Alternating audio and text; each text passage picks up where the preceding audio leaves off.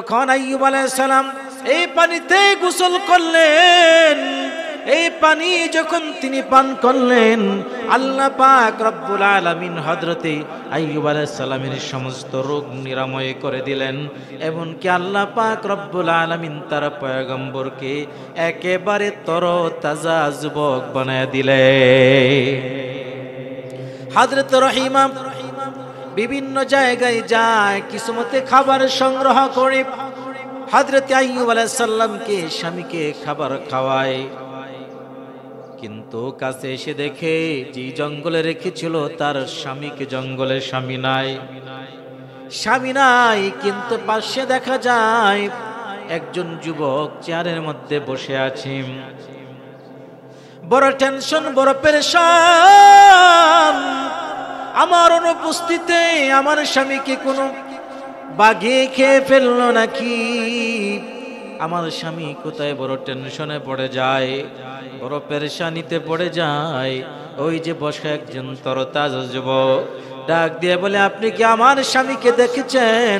আমার স্বামীকে তো আমি এখানেই রেখে গিয়েছিলাম, এখন তো আমার স্বামীকে আমি খুঁজে পাই না। ডাক দিয়ে বলে, তুমি আমার দিকে একটু তাকাও, তাকে দেখো, তোমার স্বামী আইয়ুব। হযরতে রহিমা তাকায় দেখে আল্লাহ পাক রব্বুল আলামিন তার স্বামীকে পূর্বের চাইতে নওজোয়ান বানিয়ে দিলেন, পরিপূর্ণ সুস্থ আল্লাহ পাক রব্বুল আলামিন করে দিলেন। মুসলমানের শখ হলো জাইতুন তেল, আর ইহুদির শখ হলো মাছ খাবে। আল্লাহ পাক রব্বুল আলামিন ইহুদির যে পুকুর ছিল, ফেরেশতাকে হুকুম করলেন ওই পুকুরের মধ্যে একটা বড় মাছ দেয়া দাও, যাতে করে এই বেঈমান ইহুদি যেন জীবনে তার শেষ ইচ্ছাটা পূরণ করে যেন সে মৃত্যুবরণ করতে পারে। অন্যদিকে যেই মুসলমান তার শেষ ইচ্ছা হলো সে জাইতুন তেল খাবে, অথচ জাইতুন তেলটা তার ঘরের ভিতরে ছিল, ওই জাইতুন তেলটা তার ঘরে আলমারির ভিতরেই ছিল। আল্লাহ পাক ফেরেশতাদেরকে হুকুম করলেন ওই জাইতুন তেলটাকে নষ্ট করে দাও, যাতে করে মুসলমান তার শেষ ইচ্ছাটা যেন সে পূরণ করতে না পারে। দুজনের জন্য ফেরেশতা নির্ধারণ করেছেন, একজনকে ইহুদির ওই পুকুরের ভিতরে মাছ দেওয়ার জন্য, আরেকজন ফেরেশতাকে ওই মুসলমানের ঘরের জাইতুন তেলকে নষ্ট করার জন্য। এবার সেই ইহুদির তার আশা পূরণ হলো, বড় মাছ খাবে। বড় মাছ খাওয়ার পরে তার বিদায় হয়ে গেল, মৃত্যুবরণ করলো। অন্যদিকে মুসলমান জাইতুন তেলও তার কিসমতে জুটল না, এইভাবেই কষ্ট নিয়ে সে ইন্তেকাল করলাম।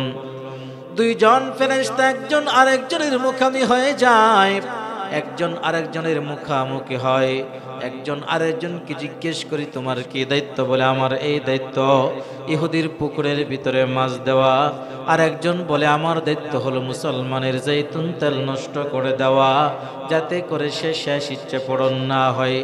ফেরেশতা আল্লাহকে জিজ্ঞেস করে, মালিক, বুঝতে পারলাম না, যে মুসলমান আপনাকে আল্লাহ বলে ডাকে, আপনাকে বিশ্বাস স্থাপন করে, ওই মুসলমানের শেষ ইচ্ছাটা পূরণ করতে আপনি দিলেন না।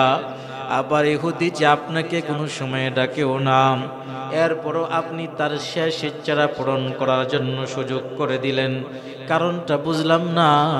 আল্লাহ পাক রব্বুল আলামিন ফেরেশতাদেরকে বুঝাইয়া দিলেন, ও ইহুদির বাচ্চা, সে কোনো সময় আমি আল্লাহর ইবাদত করে নাই, আমি আল্লাহর নাফরমানির মাধ্যমে জীবনটা কাটায় দেয়।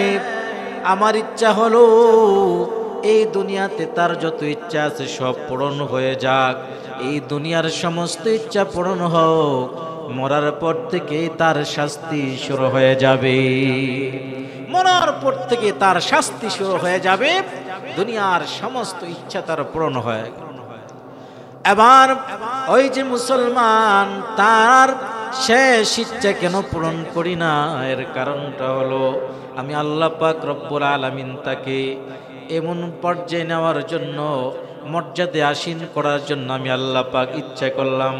কিন্তু আমি দেখলাম এমন কোনো নেক তার নাই যে নেকের মাধ্যমে আমি আল্লাহ পাক তার মর্যাদাকে বলন্টিত করব, তার মর্যাদাকে বৃদ্ধি করব, তার মর্যাদাকে বাড়াবো, এমন কোনো কাজ আমি তার জীবন থেকে পাই নাই। এই জন্য মরণের আগে তাকে না খাওয়াইয়া শেষ ইচ্ছা পূরণ না করার কারণে তার কলিজার ভিতরে যে কষ্ট পেয়েছি, যে কষ্ট নিয়ে সে মারা গেল, এই কষ্টের বিনিময়ে আমি আল্লাহ পাক তাকে সেই হারানো মর্যাদাটাকে, গোপনীয় মর্যাদাটাকে তাকে দিয়ে দিলাম। সুবহানাল্লাহ। যে মর্যাদা সে আমল করে অর্জন করতে পারে নাই, আমি আল্লাহ তার শেষ ইচ্ছা পূরণ না করে তাকে সেই মর্যাদার আসনে নিয়ে গেলাম। সুতরাং এই দুনিয়াতে সমস্ত আশা আমাদের পূরণ হবে, এটা আমরা কখনো চিন্তাও করব না। দুনিয়াটা হলো পরীক্ষার হল। আল্লাহ পাক তার সমস্ত পয়গম্বরগণকে পরীক্ষা নিয়েছিলেন।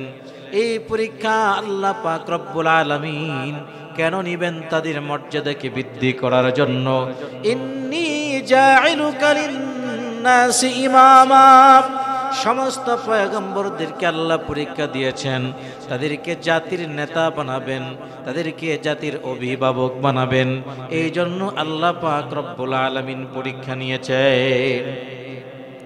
আল্লাহর পয়গম্বর হযরত আইয়ুব আলাইহিস সালাতু ওয়াস সালাম কি পরিমাণ কষ্ট আল্লাহ পাক রব্বুল আলামিন দিয়েছেন, কি পরিমাণ ধৈর্য তিনি ধারণ করেছেন। আল্লাহ পাক রব্বুল আলামিন তার পয়গম্বর হযরত আইয়ুব আলাইহিস সালামকে আল্লাহ পাক ধনভাণ্ডারের মালিক বানিয়েছিলেন। আল্লাহ পাক রব্বুল আলামিন থেকে জাতির নেতা বানিয়েছিলেন।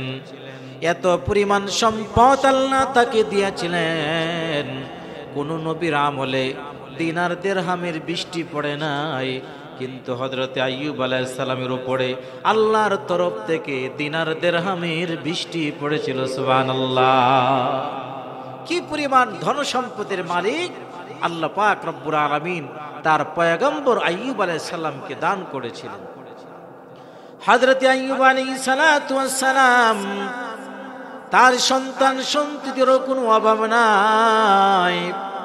শয়তান আল্লাহ পাক রব্বুল আলামিনের কাছে বলে, ওগো আল্লাহ, আপনার পয়গম্বর আইয়ুব আপনার গোলামি করে, আপনার উপাসনা করে, কারণ আপনি তাকে দুনিয়ার মর্যাদা দান করেছেন, দুনিয়াতে অর্থবিত্তের মালিক তাকে করে দিয়েছেন, দুনিয়াতে আপনি তাকে সুখী বানিয়েছেন, এই জন্যই তো আপনার গোলামি করে, আপনার উপাসনা করে। আল্লাহ পাক রব্বুল আলামিন বলেন, ও শয়তান, আমার পয়গম্বর আইয়ুব ধনভাণ্ডারের মালিক, এই জন্য আমার গোলামি করে না, বরং আমার আইয়ুব আমি আল্লাহকে মহাব্বত করে ভালোবাসি। আল্লাহ পাক রব্বুল আলামিন তখন তাকে পরীক্ষা করলেন। আল্লাহ পাক যেই ধনভাণ্ডারের মালিক বানিয়েছিলেন, আস্তে আস্তে করে সমস্ত ধনভাণ্ডারগুলো ধ্বংস হয়ে গেল। আল্লাহ পাক রব্বুল আলামিন এক এক করে তার সন্তানগুলোর মৃত্যু দেয়া দিলেন। হযরত আইয়ুব আলাইহিস সালামকে আল্লাহ পাক রব্বুল আলামিন এমন রূপ দান করলেন, শরীরের বিভিন্ন জায়গায় ক্ষত বিক্ষত হয়ে গেল, তার পুরাটা শরীর ক্ষত বিক্ষত হয়ে যায়। শরীরের ভিতরে পোকা মাকড় বাসা বেঁধে পোকা তার শরীরের গোশতগুলো খাইতে থাকে।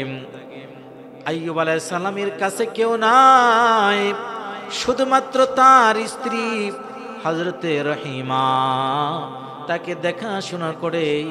এলাকার লোকেরা, মহল্লার লোকেরা তাকে ডাস্টবিনের মধ্যে নিক্ষেপ করে, কারণ তার শরীরটা এত পরিমাণ ক্ষত বিক্ষত হয়ে গেছে, পছন্দ হয়ে গেছে।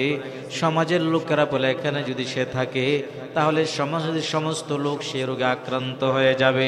এই জন্য পয়গম্বরকে জঙ্গলে নিক্ষেপ করে। তার কাছে আজকে কেউ নাই, একমাত্র তার স্ত্রী রহিমা ছাড়া। আল্লাহ পাক রব্বুল আলামিন তাকে এত পরিমাণ কষ্ট দিলেন, এরপরও বিন্দু পরিমাণ শব্দ পর্যন্ত করে না। আল্লাহ পাক রব্বুল আলামিন পয়গম্বর আইয়ুব আলাইহিস সালাম সম্পর্কে সূরা সাদের 41 নম্বর আয়াতে আল্লাহ পাক রব্বুল আলামিন বলেন, ওয়াযকুর আবদানা আইয়ুব ইয নাদা রাব্বাহু আন্নী মাসসানিয়াশ শাইতান বিনুসবিন ওয়া আযাবিন আরকুদ বিরিজলিকা হাযা মুগতাসালুন বারিদুন ওয়া শারাবুন ইন্না ওয়াজাদনা সাবিরান নি'মাল আবদি ইন্নাহু আওয়াব। হযরত আইয়ুব আলাইহিস সালাম সম্পর্কে আল্লাহ পাক রব্বুল আলামিন কোরআনে কারীমের ভিতরে বলে দিয়েছেন, আমার আইয়ুব যখন শয়তান তাকে স্পর্শ করে, আমার আইয়ুব আমি আল্লাহকে ভুলে নাই, আমি আল্লাহর প্রেম সাগরে হাবুডুবু খাচ্ছিল। পোকামাকড় ধরতে ধরতে ধরতে ধরতে এক পর্যায়ে তার জিহ্বার কাছাকাছি যখন চলে আসে, যখন জিহ্বায় ধরে ফেলে, আল্লাহকে ডাক দিয়ে বলে, মালিক। দীর্ঘদিন পর্যন্ত কোনো বর্ণনা এসেছে 18 বছর, কোনো বর্ণনা এসেছে 7 বছর কয়েক মাস হযরত আইয়ুব আলাইহিস সালাম এই রোগের ভিতরে আক্রান্ত ছিলেন।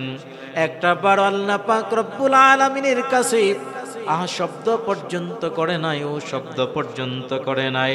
যখন জিহ্বার মধ্যে পোকামাকড় ধরে যায়, তখন পয়গম্বর আল্লাহকে ডাক দিয়ে বলে, আল্লাহ, আমার পুরোটা শরীর পোকামাকড়ে খেয়ে ফেলেছে, আমি বিন্দু পরিমাণ আফসোস করি নাই মালিক, কারণ আমি জিহ্বা দ্বারাতে আপনি রবের জিকির করতাম।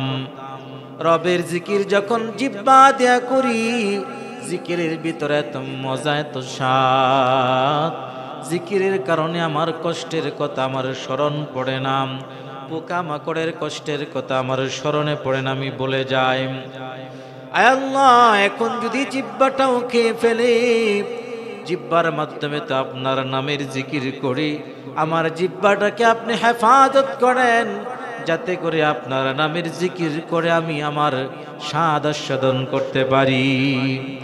আল্লাহ পাক রব্বুল আলামিন হযরত আইয়ুব আলাইহিস সালামের পরীক্ষা শেষ, এবার আল্লাহ পাক রব্বুল আলামিন তার প্রতি খুশি হয়ে গেলেন।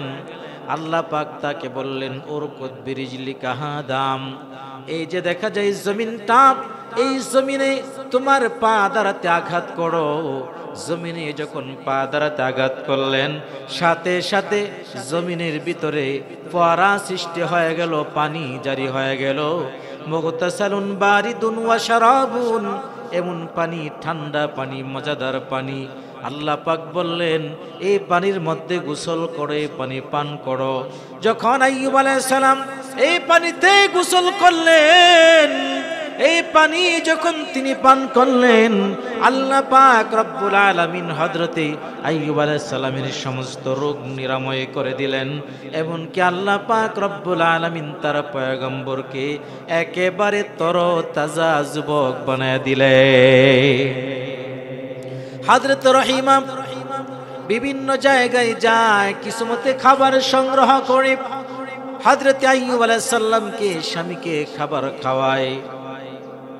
কিন্তু কাছে এসে দেখে যে জঙ্গলে রেখেছিল তার স্বামীকে, জঙ্গলে স্বামী নাই, স্বামী নাই। কিন্তু পাশে দেখা যায় একজন যুবক চেয়ারের মধ্যে বসে আছে, বড় টেনশন, বড় পেরেশান। আমার অনুপস্থিতিতে আমার স্বামীকে কোনো বাঘে খেয়ে ফেললো নাকি, আমার স্বামী কোথায়, বড় টেনশনে পড়ে যায়, বড় পেরেশানিতে পড়ে যায়। ওই যে বসে একজন তরতাজা যুবক ডাক দিয়ে বলে, আপনি কি আমার স্বামীকে দেখেছেন? আমার স্বামীকে তো আমি এখানে রেখে গিয়েছিলাম, এখন তো আমার স্বামীকে আমি খুঁজে পাই না। ডাক দিয়ে বলে, তুমি আমার দিকে একটু তাকাও, তাকে দেখো, তোমার স্বামী আইয়ুব। হযরতে রহিমা তাকায় দেখে আল্লাহ পাক রব্বুল আলামিন তার স্বামীকে পূর্বের চাইতে নওজোয়ান বানিয়ে দিলেন, পরিপূর্ণ সুস্থ আল্লাহ পাক রব্বুল আলামিন করে দিলেন। এই জন্য হযরত আইয়ুব আলাইহিস সালাম ধৈর্যের পরীক্ষা দিয়েছেন, সাবরের পরীক্ষায় তিনি উত্তীর্ণ হয়েছেন। এই জন্যই তো আল্লাহ পাক রব্বুল আলামিন তাকে পুরস্কার দান করলেন, পরিপূর্ণ শিফা আল্লাহ পাক রব্বুল আলামিন তাকে দেয়া দিলেন। সুতরাং যখনই আমাদের উপরে বিপদ মুসিবত চলে আসবে, তখনই আমরা সবর এখতিয়ার করব, ধৈর্য ধারণ করব।